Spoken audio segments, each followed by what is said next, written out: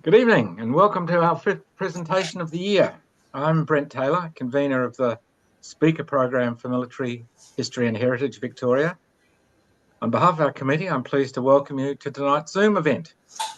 The speaker tonight is Ross McMullin, speaking about Life So Full of Promise, Further Biographies of the Australian Lost Generation. A little bit about Ross. Most of you will be very familiar with him, but I'll go through the detail anyhow. Ross is an award-winning historian, biographer, and renowned storyteller, and an entertaining speaker. His previous books include Pompey Elliott, which won multiple awards, and another biography, Will Dyson, Australia's radical genius, about Australia's first official war artist. As well, and this is relevant to the Life So Full of Promise, Ross played first grade district cricket for University and Paran. So a little bit before Ross, the process before Ross begins. Most of you have heard it before, so just bear with me. He'll answer questions at the end of the presentation, and you can ask questions in two ways. You can post a chat message at any time, up to and including question time, and address the question to everyone. When the time comes, I'll read your question using whatever name appears on your computer identity, or you can wait and put your hand up at the end of question time, during question time, and I'll invite you to ask your question verbally. Ross is happy to have your cameras on, but remember that everyone can also see you. Please make sure your microphones are switched off. By now you should be on speaker view, and I invite Ross to speak. Over to you, Ross. Thank you, Brent. Life So Full of Promise is my second multi-biography about Australia's lost generation of World War I, following Farewell Dear People, which was published in 2012. Both books contain a collection of interwoven family stories about extraordinary Australians who had become unknown. Each story establishes the outstanding pre-war potential of one of the main characters, describes what happened to him during the conflict, and underlines the profound consequences for his nation as well as for his family in the aftermath. And with the families and friends of the main characters also conspicuous in the narratives, Life So Full of Promise, that's the new book or the latest book, emulates Farewell Dear People, the previous book, in providing insights into the experiences of Australians in the period before, during and after the war, whether they were combatants or civilians or soldiers' wives or parents. Now, importantly, the focus of both these books has been distinctive. Australian perceptions of the human cost of the war have tended to focus on the collective impact of all the losses, the numbing numbers, the 60,000 dead and all the maimed. Such a focus is perfectly understandable and consistent with our democratic and egalitarian traditions. My Lost Generation multi-biographies, however, adopt a very different approach. They highlight the reality that the losses included individuals of exceptional potential, and that it was not only a matter of quantity, but also very much a matter of quality. Now, Farewell Dear People, the previous book, featured biographies about these especially talented but long forgotten Australians. Jeff McRae was a budding architect with an endearing personality from Melbourne's best-known creative dynasty. Tom Elliott was an outstanding officer from a working-class background who was regarded by his brigadier as potentially an Australian Kitchener. George Chalice was a talented footballer from Tasmania who became a champion for Carlton in the VFL. Ted Larkin played rugby for Australia before becoming an MP and a rising Labor star in Sydney. Clunes Matheson was an internationally acclaimed medical researcher whose death at Gallipoli was regarded as an irreparable loss for the science of medicine throughout the world. Robert Beige was a talented engineer who performed superbly as a senior colleague with Mawson on his famous mission exploring Antarctica. Gresley Harper was a barrister with a vivid personality and a brilliant future in the law and/or politics. Wilfred Harper, brother of Gresley, was a popular farmer who became the inspiration for Peter Weir's famous film Gallipoli. Phipps Turnbull was a Rhodes Scholar from WA with an assured future in the law and/or politics. And Carew Ronell was a visionary vigneron and community leader from Adelaide who commanded a light horse regiment at Gallipoli. Now, they were all, in the previous book, Farewell, Dear People. My approach in the new book, Life So Full of Promise, was the same. It's another multi-biography, but the stories ended up a little different. I managed to find out more about the main characters and their families, so the stories ended up deeper and richer and longer. I reckon they're better, more fulfilling to me anyway, but I'm well aware that it doesn't matter at all what I think of them. What matters is what potential readers and punters like you think of them. A lot happens in the stories, so this talk will just scratch the surface of what's in the book. First up is the sprawling family saga of the Pockleys. Frank Pockley was an eminent doctor in Sydney for decades before World War I. He was a distinguished ophthalmologist in an era when there were very few eye specialists in New South Wales. He lived at Wahroonga, a suburb located at Sydney's upper North Shore, with his wife Ellie and their 5 children. Frank supervised the construction of a grand residence called Greystanes at Wahroonga, and his children grew up there. It's still there today, Greystanes at Wahroonga. The eldest child was Phyllis, and the youngest was Nell, while the middle 3 were all boys. The eldest son was Guy. His brother, the youngest one, was Jack. The middle brother and the middle child in the family was Brian Pockley. The brothers attended the Sydney Church of England Grammar School, which was and is known as Shaw. Brian excelled in the classroom and at sport. He was the star of the family. He achieved better results in his junior matric exams than any Shaw student had ever recorded. And as an exceptionally swift runner, he excelled at rugby as well as athletics. He won the Shaw Athletics Championship with a record points tally and led the rugby team superbly through an undefeated season that enabled Shaw to win the school's championship for the very first time. There's a photo in the book of that premiership team with Brian in the middle holding the football, and in the back row his brother Jack's on the far right, and also in the photo is, and already arrestingly tall, is the Pockleys' close friend Jack Massey, who was on his way to becoming the most versatile top-level sportsman Australia has ever known. Massey excelled at cricket, football, rowing, athletics, boxing, and rifle shooting, and probably quite a few other things as well. Brian Pockley was distinguished not only by his outstanding achievements, his temperament was also revered. He was ethical and diligent, but he was also amiable and considerate, engaging and companionable, helpful and obliging.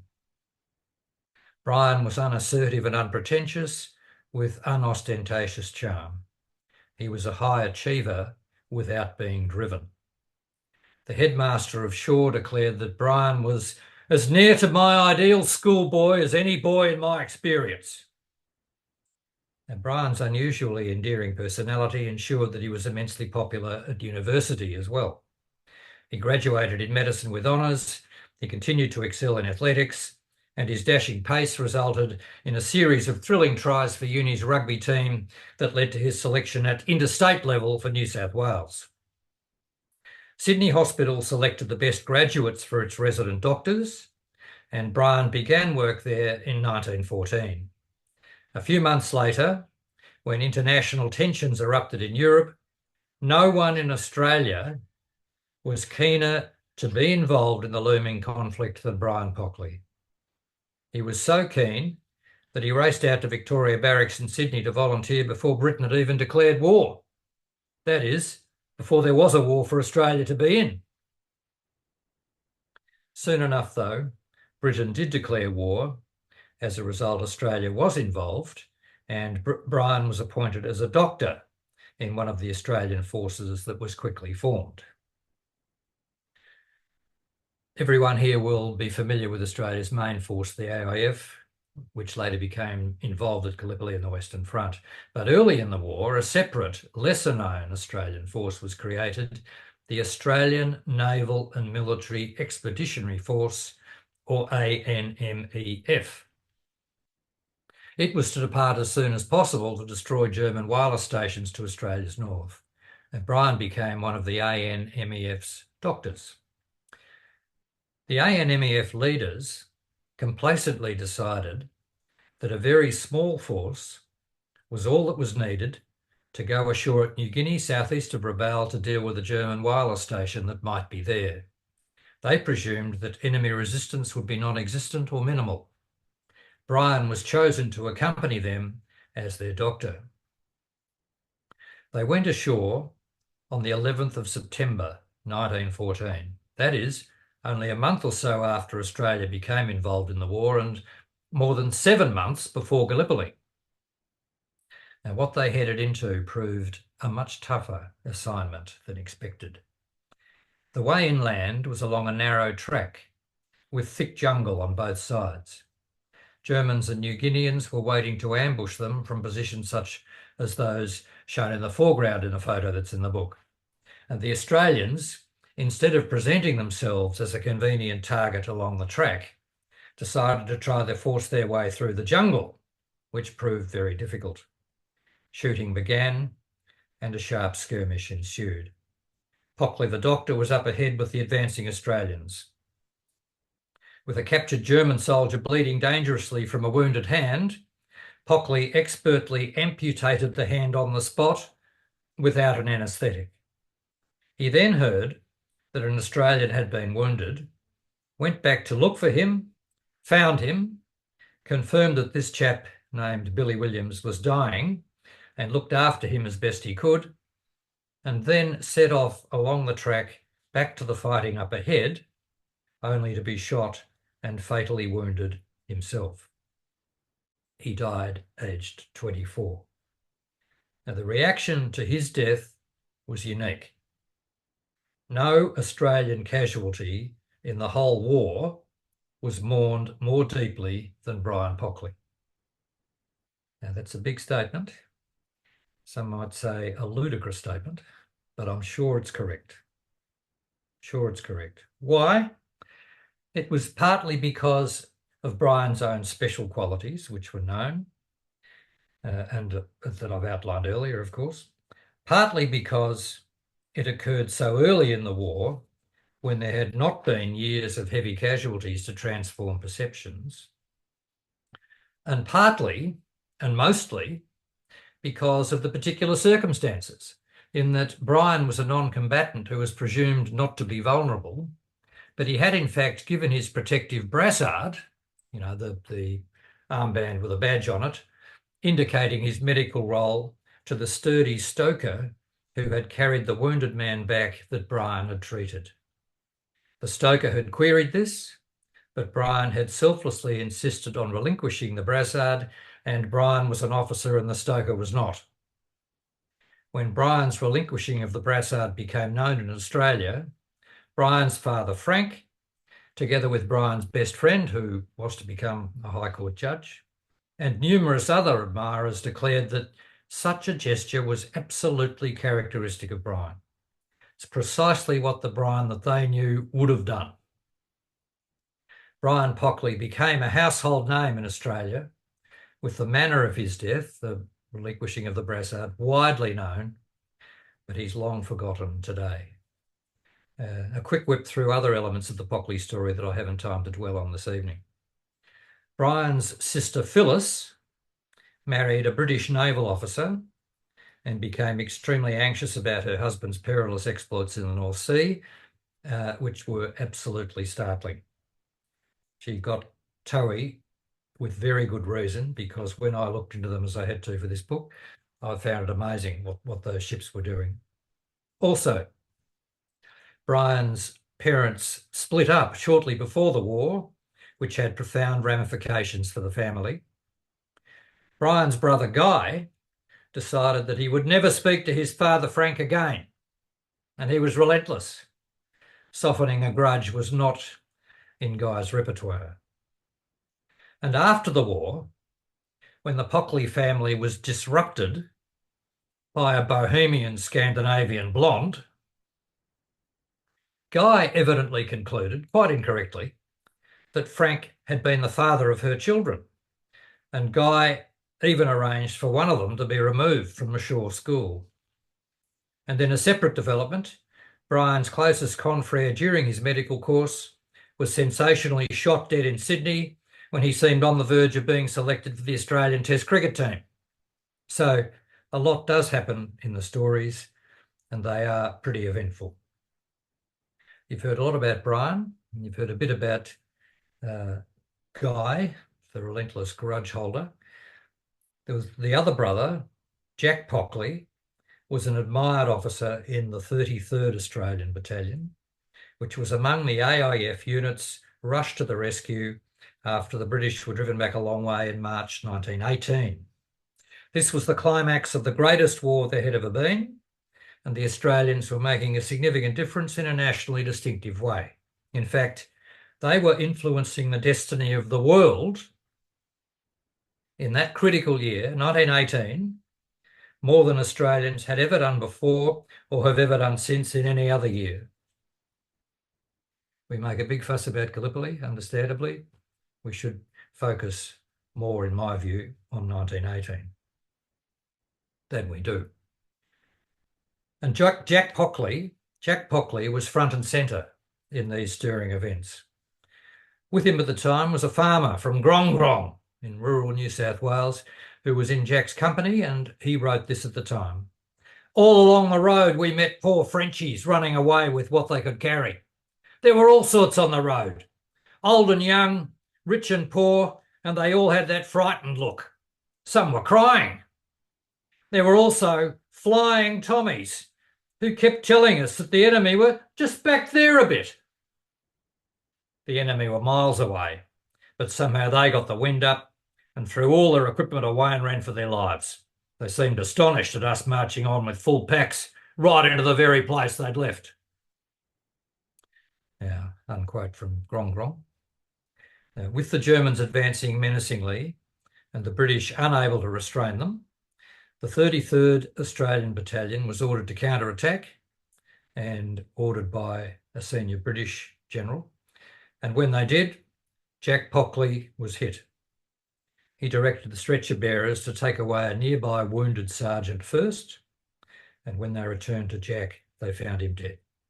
He was 26. The brothers had died 3.5 years apart, but parallels were understandably drawn about the similarly selfless circumstances of their deaths. There are 2 distinctive memorials to the brothers in the Shaw School Chapel. The Brian Pockley Memorial Window and the magnificent Jack Pockley Memorial Organ. There are photos of both in the book. And there's also in the book a poignant photo of their father, long after the war, alone in his den, surrounded by photos of his loved ones. Most of them he'd lost in one way or another. 3 sons, 2 killed in the war. The other one still won't speak to him decades later. He's lost his elder daughter prematurely, and he split up with his wife. So he had lost most of his loved ones. I'd now like to talk about Norman Calloway. Norman's background was starkly different from Brian Pockley's. While the Pockleys were affluent, the Calloways were not. While the Pockleys were urban, the Calloways were rural. While Brian Pockley grew up in an imposing North Shore mansion, Norman Calloway lived in a basic weatherboard cottage on the edge of town. While Brian's parents were invited to select dinners attended by patrician governors, this was an inconceivable milieu for the Calloways. While Brian's father was an instinctive political conservative, Norman's father co-founded a branch of the Labor Party. While it was routine for the Pockleys to go to university, provided they were male, that is, this was unthinkable for the Calloways. Norman grew up in the Riverina at Hay, a town founded on the Murrumbidgee River, with his parents and his sister Jessie. Parents of young children had a relentless dread of the danger posed by the river. Drownings happened disturbingly often. They included, in the Calloways' time there, one of Norman's cousins, one of his teachers, and a nephew of a Victorian premier. The Calloways were very keen on sport, and Norman emerged as a highly talented cricketer. His parents decided to move the family to Sydney in 1912 to give young Norm the opportunity to develop his cricket and see how far his talent could take him.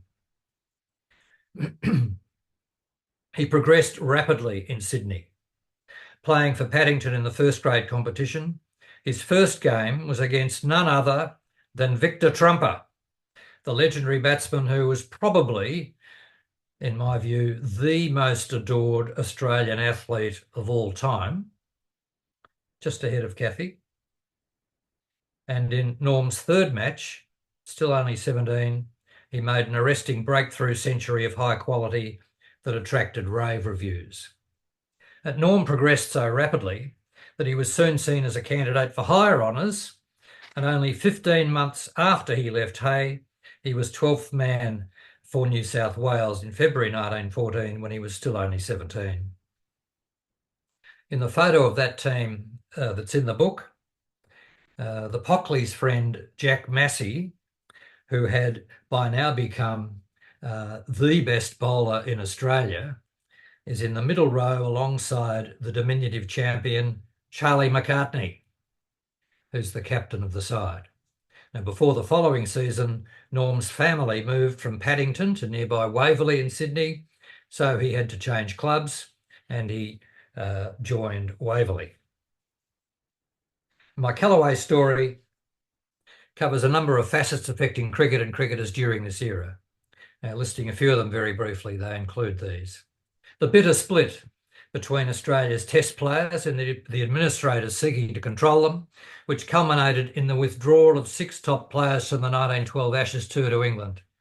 Now, this is the biggest top-level rift in Australian cricket until Packer in the 70s. Also, the prolonged fierce stoush that erupted, and I'm this time talking about a physical fight between Australia's Test captain Clem Hill and one of his fellow selectors, which did not end until others intervened, when the captain seemed poised to pitch his antagonist through a third-floor window. What do you reckon today's media would make of that? Also, part of the Callaway story is the invention of a new kind of deception for bowlers, which came to be known as the googly, or the wrong one, at the back of the hand. Now, what I've done with Callaway is what I've done with all the main characters in both the Lost Generation multi-biographies, and that is to put myself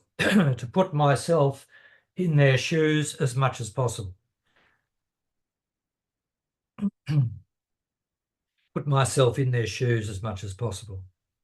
With Norman, I've aimed to illuminate what it's like to be a talented cricketer who is striving to play at the highest level because he sees the national game as the way to make a fulfilling success of his life.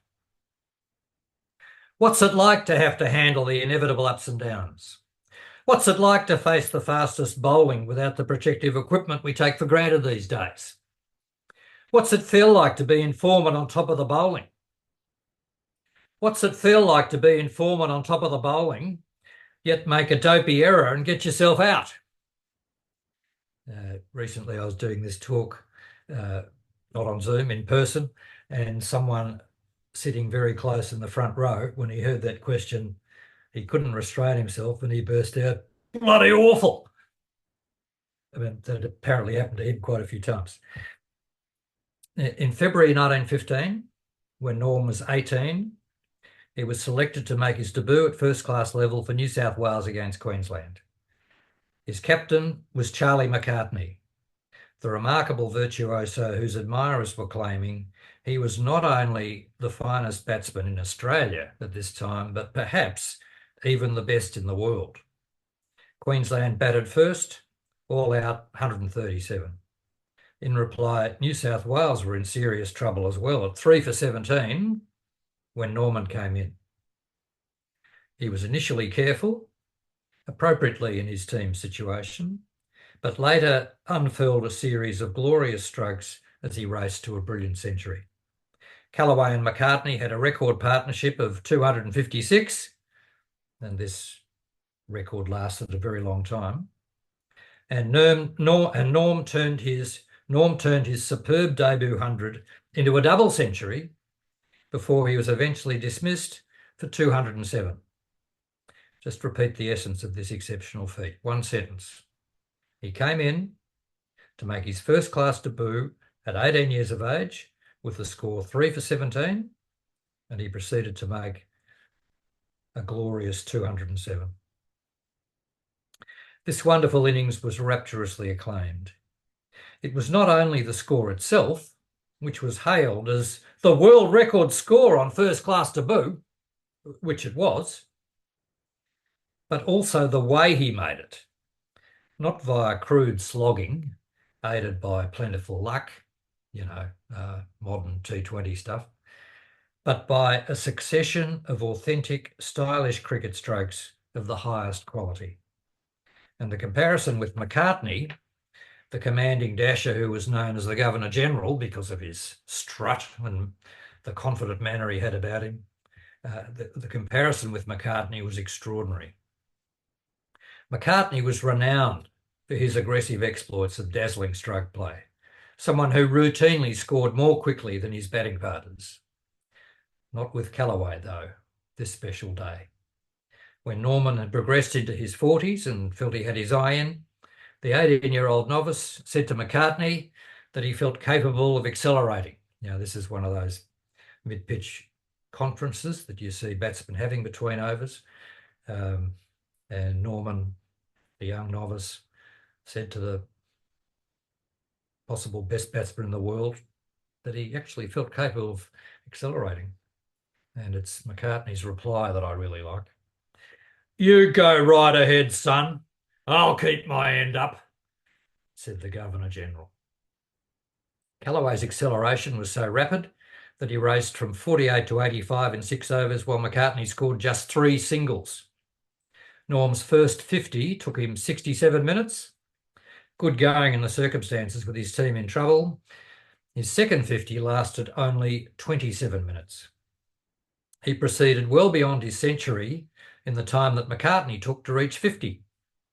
There were extenuating circumstances with McCartney feeling a bit seedy, but Callaway's brilliance was a revelation. A new star had emerged who was widely seen as a future Test champion.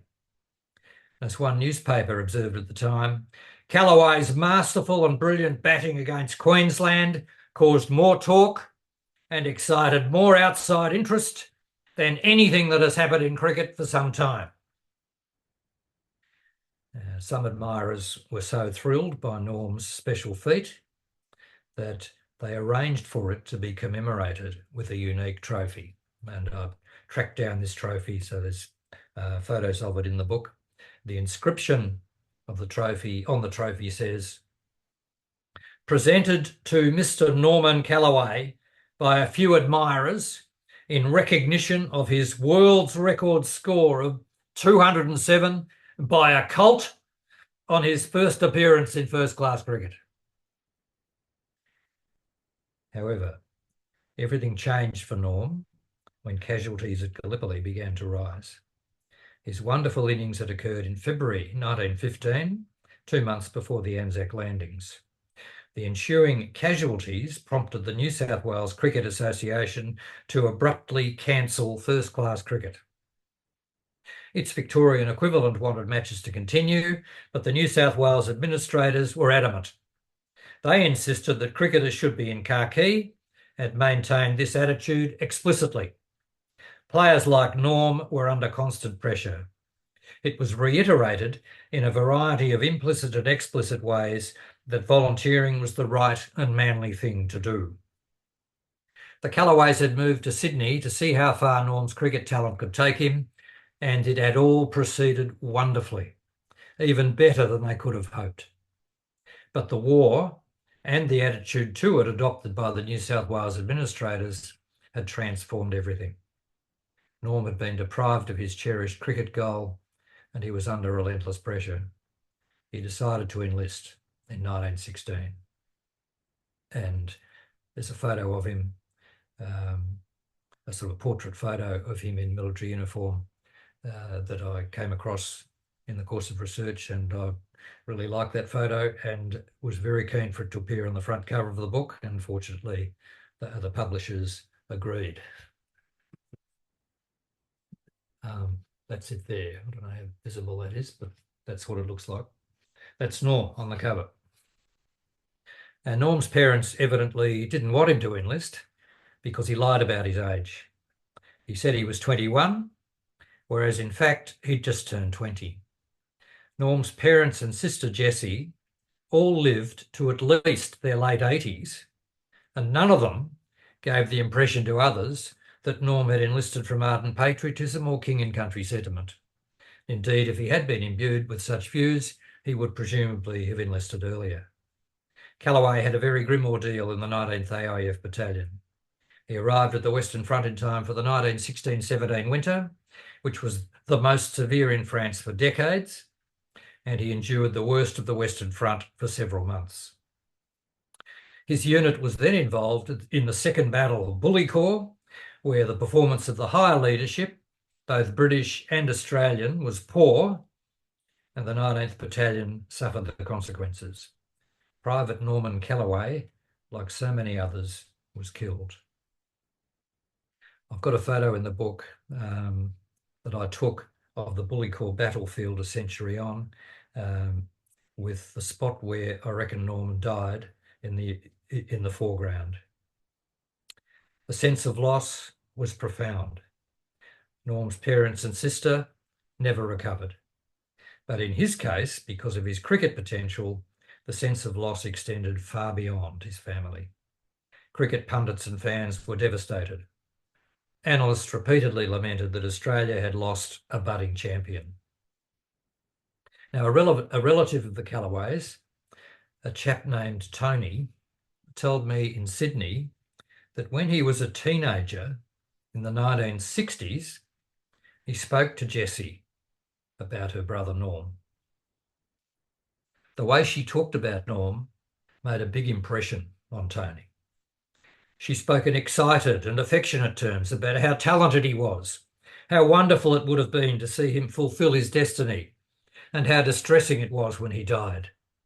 Cricket had been important to her because it was important to him. She enjoyed it because he was so good at it. Jessie was enthusing about her brother and his rare skill, as if her fervent delight was something fresh and vivid. Yet he had perished half a century earlier. Norman has a unique place in international cricket heritage. No one else has scored a double century in his only first-class innings, and no one else has come close to his career average of 207. However, he's practically unknown today, and he should be better remembered. Another conspicuous example of Australia's lost generation is Murdoch Mackay from Bendigo, who was widely known as Doc. He had a famous grandfather, Angus Mackay, MP, who was a minister in Victorian governments in the 1800s. Among Angus's children was a son named George,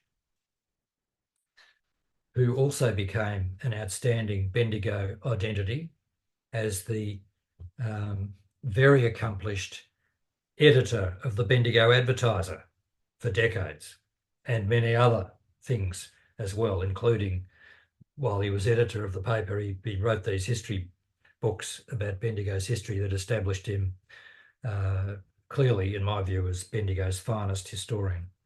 And he was renowned as a generous cultural resource for his city in all sorts of other ways as well. His son was Doc Mackay. So Doc Mackay, the lost generation chap I'm going to talk about in a minute, is the son of George, the Bendigo Advertiser journalist, and grandson of Angus, Angus MP, the Victorian minister. Doc Mackay was a precociously brilliant student. He began his law course at Melbourne Uni when he had just turned 16 and completed it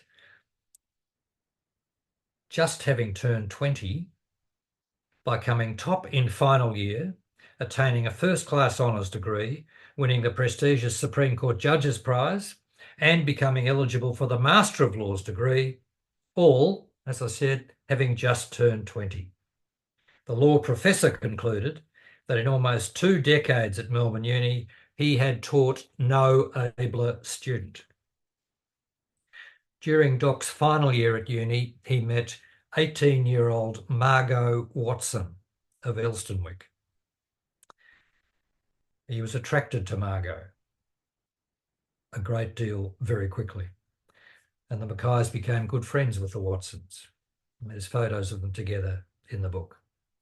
Doc quickly became head over heels in love with Margot, and he was a very emotionally open sort of a chap, so he had no qualms about frankly saying so to her. Shortly after meeting Margot, he wrote her a letter, which I quote in the book, assuring her he was in love with her. Now, Margot, unfortunately for Doc, did not reciprocate with the same intensity. She liked him and was flattered by his ardent interest, but she was not willing to close off her options with an exclusive commitment when she was only 18. Doc had to remain patient and resort to playing a long game to win her over, but he found the requisite patience increasingly difficult. There's a photo of Doc in the book with Margot and her sister Nell Watson, which the other sister, Kath Watson, took only a week after 20-year-old Doc accomplished a notable sporting feat when he top scored with a fine innings for Bendigo in its match against the touring English Test side, which comprehensively won the Ashes that year against a well-credentialed Australian team. So for him to top score against them in Bendigo was a fine effort, very well batted. Now, having completed his articles, Doc began as a barrister and did not take long to distinguish himself. After only 2 years at the bar, he was briefed to appear in one of the most notable cases in Australian legal history, which became known as the Wheat case. And his interest in politics was confirmed when he involved himself in the 1913 referenda campaign, addressing meetings and writing articles. He also served in the militia for several years. When World War I began, Doc had been in love with Margot for 4 long years and was still waiting for her to commit. He told her that he had to join the AIF, being a fit and trained officer who believed in the appropriateness of Australia's involvement, or his own self-respect would never recover. He insisted that this in no way signified any lessening of the intensity of his feelings for her, and she accepted this. But Margot felt perplexed and perturbed. I'd now like to read a little extract from the book about Margot's dilemma, early in 1915. Margot, now 22, found all this profoundly troubling. She was very fond of Doc and had long regarded him as a prospective husband. A rupture was the last thing she wanted. But choosing a husband was such a personally momentous decision, and this dreadful war was making it all the harder. Uncertainty abounded. Some influential and purportedly knowledgeable opinion shapers had predicted early on that the war would not last long. But that view seemed less heard now. Moreover, the AIF had ended up not in England or Europe, but Egypt. a destination widely unforeseen when the first contingent departed. What lay ahead was similarly unclear. Doubt shrouded the future, her future. What would happen if, as seemed increasingly likely, Doc was drawn into the conflict? What if they married before he left and he came back transformed and broken? Was she prepared to spend the rest of her life nursing a shattered shell of a husband? What if he did not return at all and she became pregnant before he left? Yet was it fair for women to focus on such risks when their men were prepared to face horrendous perils and would be doing so to some extent on their behalf? What did women owe to men in such circumstances? Such questions were confronting, if not impossible to answer, but the war had made them unavoidable. Now, unquote from page 413 of the book, and that's a little window into what I try and do whenever I can, is to put myself in the shoes of all the main characters. In the end, the prospect of Doc's imminent departure seemed to galvanise things for Margot, and she agreed to their engagement. And then, in May 1915, only a week before his departure with the AIF, they very, very suddenly decided to get married. Now, the book contains photos of a pouch that Margot created with her initials in it, initials on it for Doc to keep her letters in, and also a photo of Margot that Doc took away with him in the actual case that he carried it around in while he was in the trenches. Doc was in the 22nd AIF Battalion, initially as a captain and later a major. He proved to be an outstanding officer, brave and decisive, inspiring and selfless. And he was also the battalion's champion letter writer, renowned for the hours he devoted to long love letters to Margot. Also in the book are the words, or a photo of the words that Margot wrote on the back of one of the photos Doc took away with him. "My very dear husband, with all the love in the world from your Brownie forever." And when Doc found these words on the back of the photo, they managed to revive his morale at a time when he was acutely homesick and very miserable. The 22nd Battalion occupied the trenches opposite Johnston's Jolly on the 2nd Ridge at Gallipoli from September 1915 to the evacuation in December, and the book covers Doc's experiences from their tense arrival at Anzac to their nerve-wracking departure. They returned to Egypt and were then transported to the main arena, the Western Front, where the 22nd was used in various roles and frontline circumstances that the book describes. Another image in the book is of a parade in France, a battalion parade, where Doc acted as deputy leader of his unit, and the men were addressed by Prime Minister Billy Hughes, and also alongside him in the photo is his predecessor as PM Andrew Fisher and General Birdwood. In July 1916, the 22nd Battalion, like other AIF units, was transferred to the Somme sector, where Doc and his men took part in two big battles near what used to be Pozières. The first was a disastrous failure overall, though successful on the left where Doc was.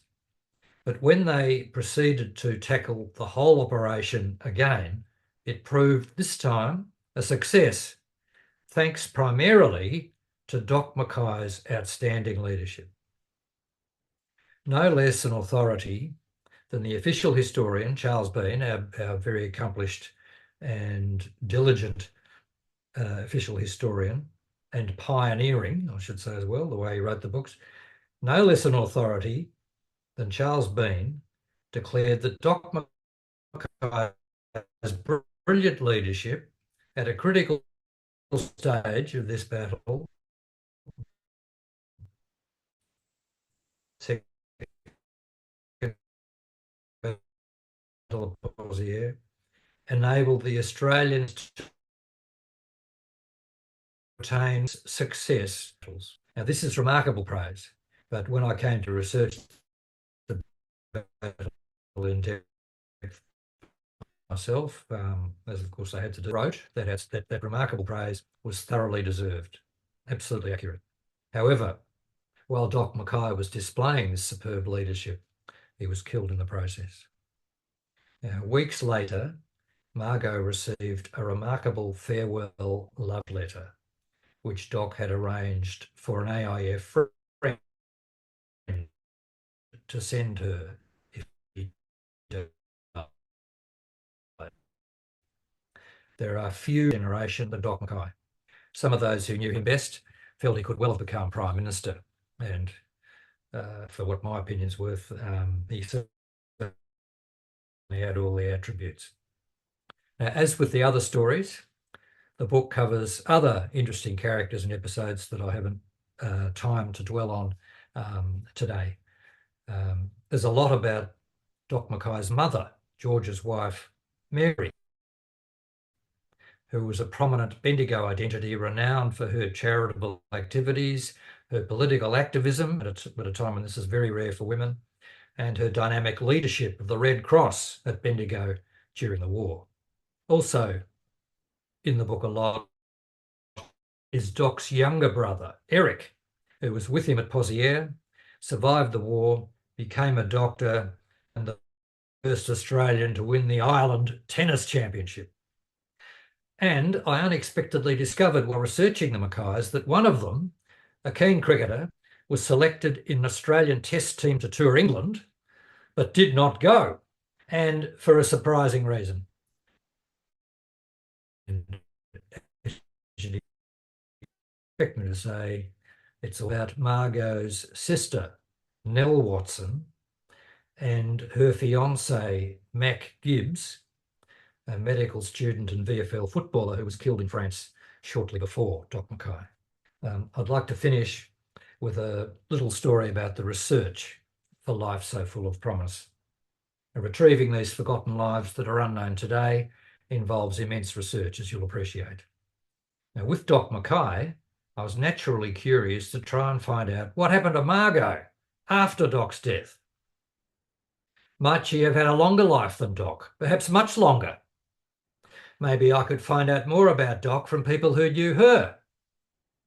Now, what I found out was that Margot became Mrs. S. Hill of London. This was not a very encouraging discovery for a Melbourne-based biographer, and I felt pessimistic about my prospects of finding out more about her. In fact, I distinctly remember thinking, oh, good luck with that, pal. But I had a go. Hours of genealogical research began to pay dividends. It gradually became evident that Margot and her second husband, Solly Hill, Mrs. S. Hill of London, Margot and her second husband, Solly Hill, had a daughter who was known as Judy. Moreover, Judy had married a naval officer from WA who was based in London during World War II, and after the conflict, they'd settled back here in Australia. Further ferreting revealed that not only was Judy apparently still alive at an advanced age, but also residing in a Melbourne suburb. Hey, I live in a Melbourne suburb. This seemed incredible after my pessimism about ever being able to connect with Margot. Even better, when I visited Judy as soon as I could, I found that she had retrieved for me a black tin box containing everything Margot had kept about Doc, her first husband from the very, very short-lived first marriage, including his arrestingly frank letters to her.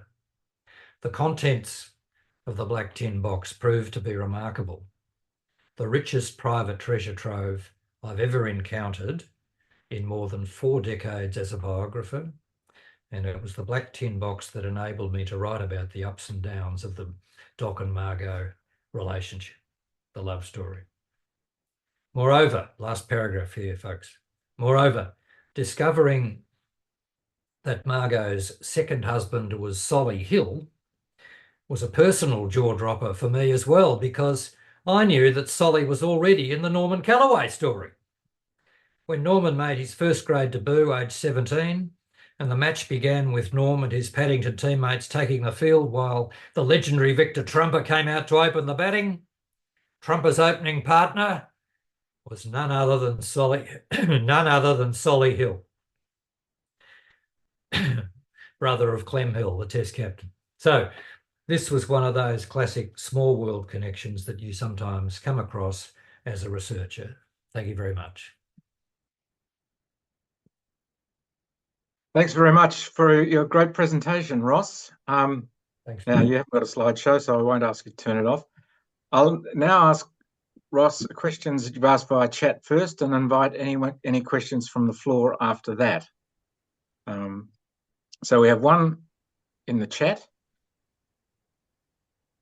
You're chatting as a guest. Such warnings. A question from Graham Miller. As a matter of interest, how long does it take you to research and write a book such as this? You've given an indication of one, not necessarily small part, but what about the whole book? Whole book, years, long time. More elaboration. With this one, I mean, Farewell Dear People was the first multi-biography about the lost generation, was many years as well. But with this one, I started it initially after Farewell Dear People came out, and did some work on it about 2013. That was when I pursued Judy, with a story at the end. I went to visit her and found the Black Tin Box. That was 2013, 2014. Then the centenary of World War One came up, and I was involved in stuff for that. And it was agreed with the publisher scribe that I would do a second book on Pompey Elliott, about Pompey's letters, called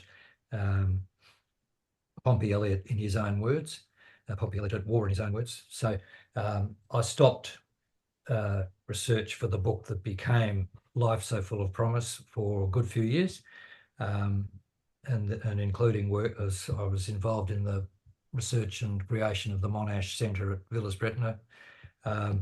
Then back onto Life So Full of Promise as the main project about 2019, and the book came out April 2023. So I think I submitted it to the publisher 2022, sometime in 2022. So a good few years, but that's what, there's a lot of research in them, and they do take years, books like this. Thank you. Are there any other questions?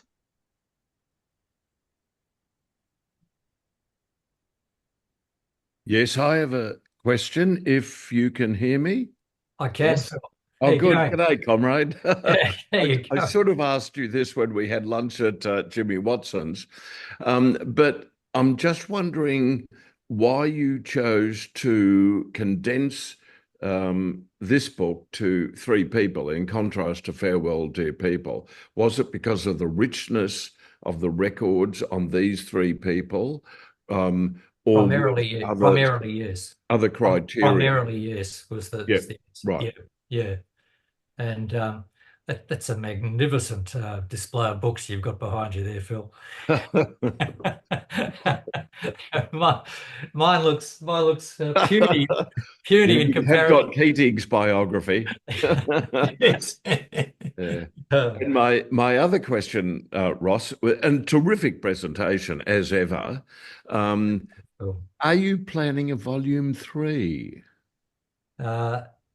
It is possible, but not imminent. And you know, you and I both are on borrowed time these days. but so I have done preliminary research for a potential 3rd volume, but it's partly related. This next point, it partly relates to the nature of your question. It is very hard to get down into the micro and try and find out everything you can about these people. Now, I like the detective side of the caper, but I think if I was going to do another book, I'd like the next one to be more of a macro level, if I could put it like that, more of a macro level than a micro level, which is how I see the Lost Generation project, because what I'm essentially doing is retrieving lives that are completely unknown today.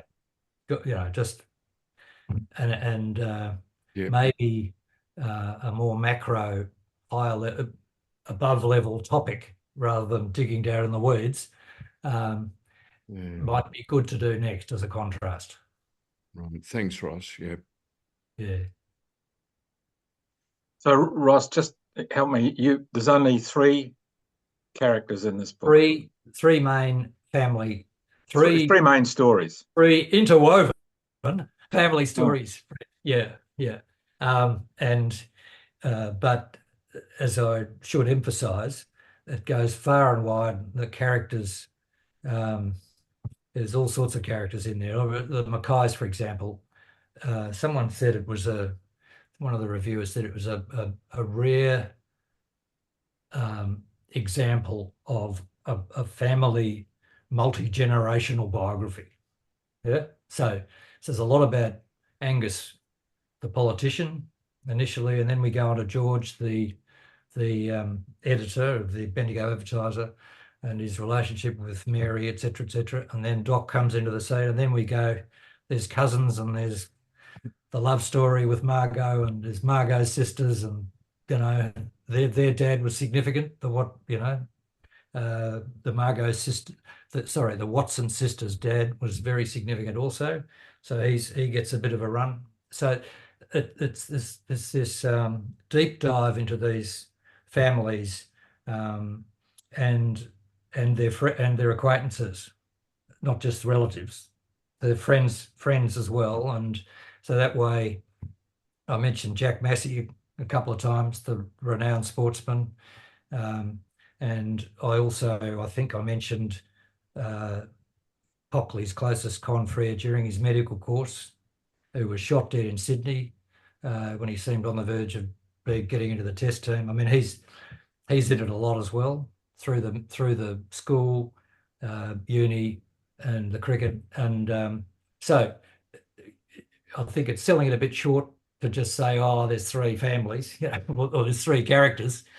It's families and friends and a wide span in each case. And continuing that line of inquiry, Ken Wright has asked, what actually made you seek out these 3 individuals, the key characters? Yes. Was there a larger list that you culled? Yes. Yeah, there is as was evident in the answer to Phil's question, there are potentially others that I've had a look at. But in the broad, in weighing up whether someone gets to Guernsey or not, there have to be really 4 criteria. One's a classic, spectacular pre-war potential in something or other.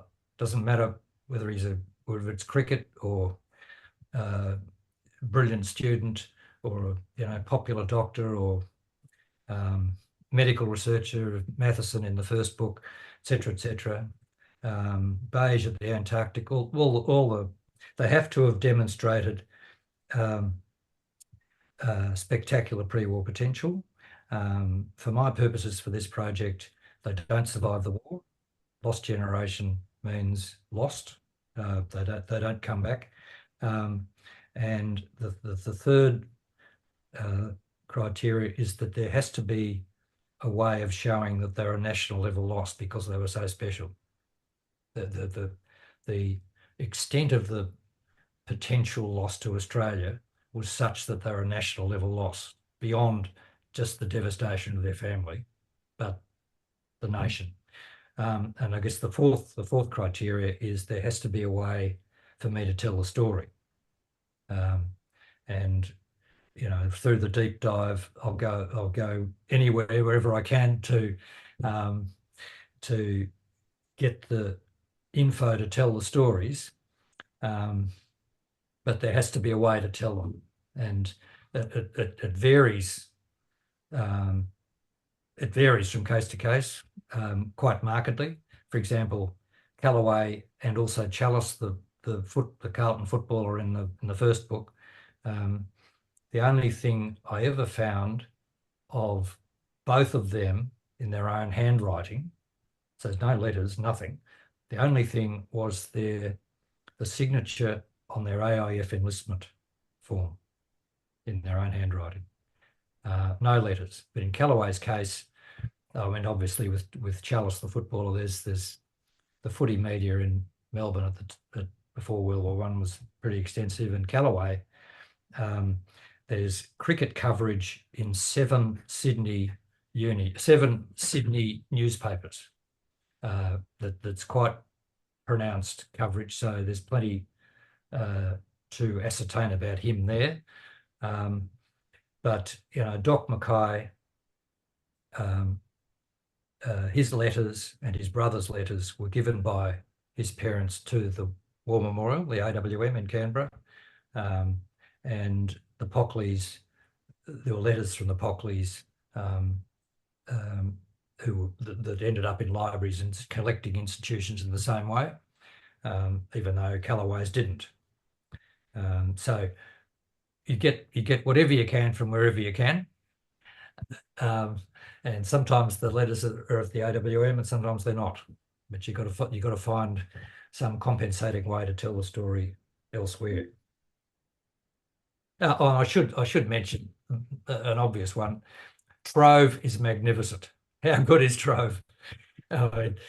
Trove underpins this particular book in a very pronounced way. Tremendous. Are there any more questions? Yes. So Ross, what's your next project then?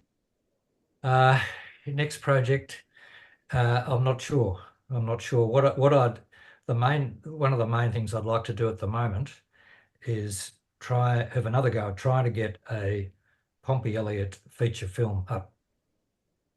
Okay.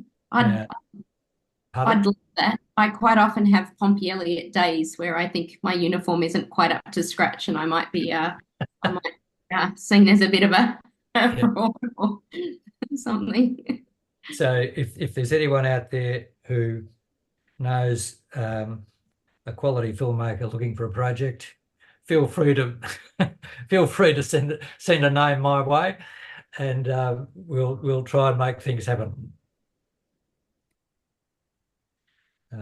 So yeah, I am. That there's what I'm finding out is that there are particular ways that you've got to create a pitch.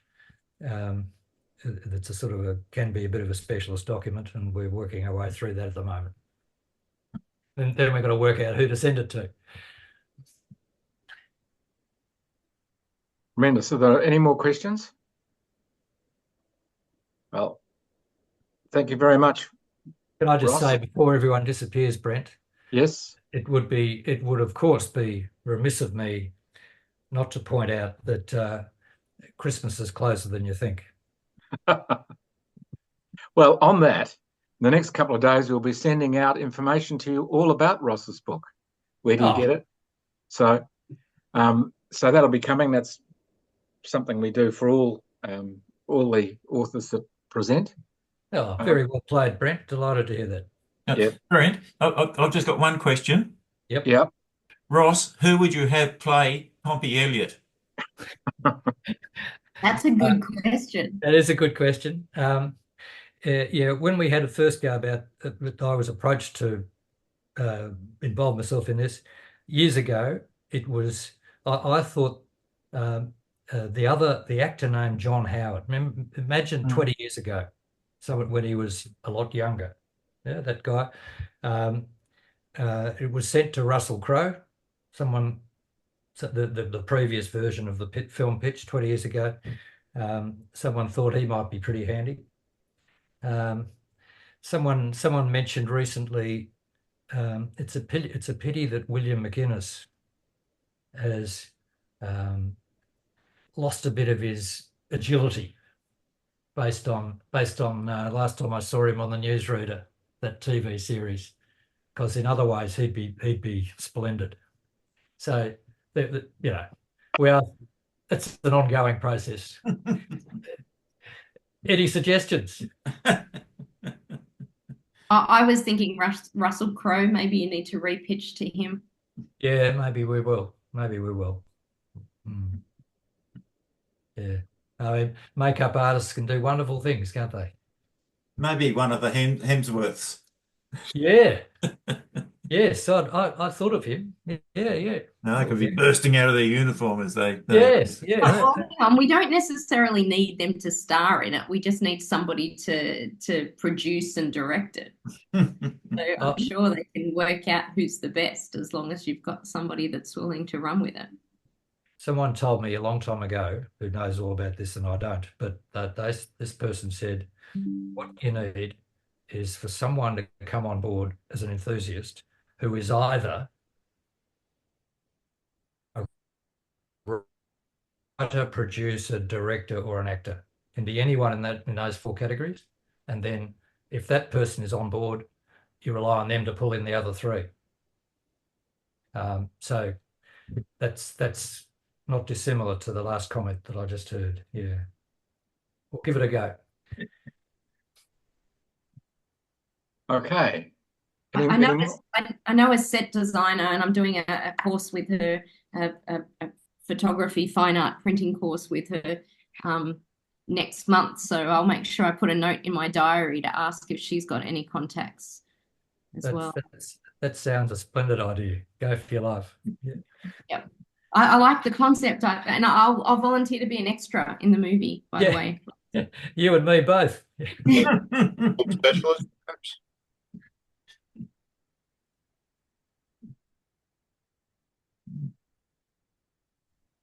Okay.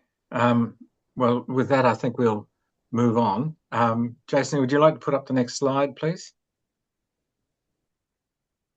So we have a one-day conference on the 16th of November in the fight, Australians in the war in Burma.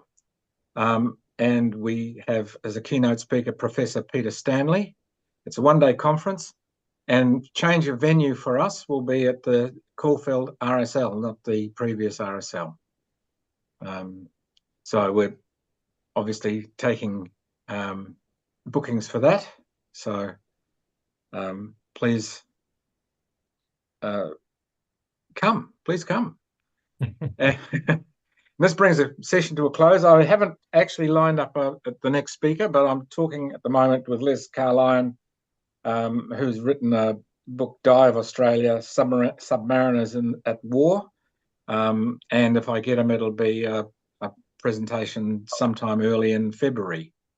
That was Mike Carlton, Brent.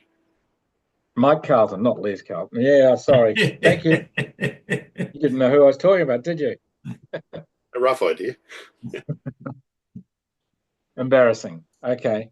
And thank you again, Ross, and thanks to Jason, who keeps things going, and we hope you all come again. So good night from the committee and myself.